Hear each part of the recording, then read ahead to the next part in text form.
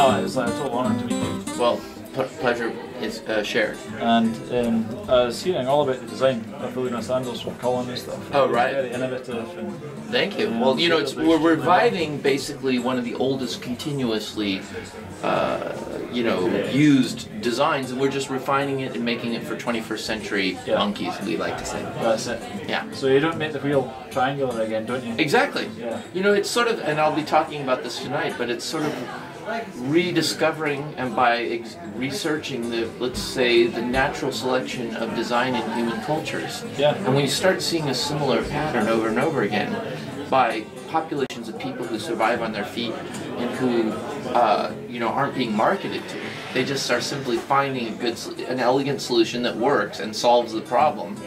There you have it. Do you know what's really interesting? Because myself and Donnie are going across to East Africa to spend a bit of time running with the Kenyans. Oh, right, cool. And obviously I grew up in Kenya, so I grew up not wearing very much in the way of shoes. Right, right. An advantage for you. And it seems to work okay. Yes, it seems to be an advantage.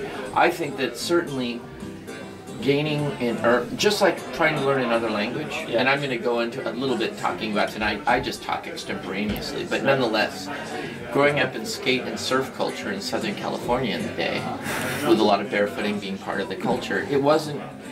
I think barefooting is kind of like a language, and so being exposed to it earlier gives you an advantage. Yeah. So in terms of higher arches.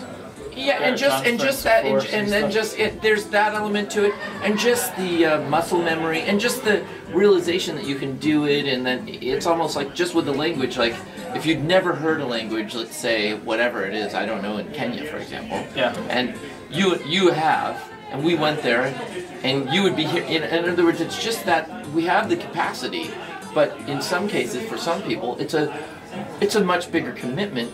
It's worth the effort to reconnect or learn another language or learn a fundamental language. Like moving on your own 2 feet is about as fundamental of a capacity that a human being could possibly have.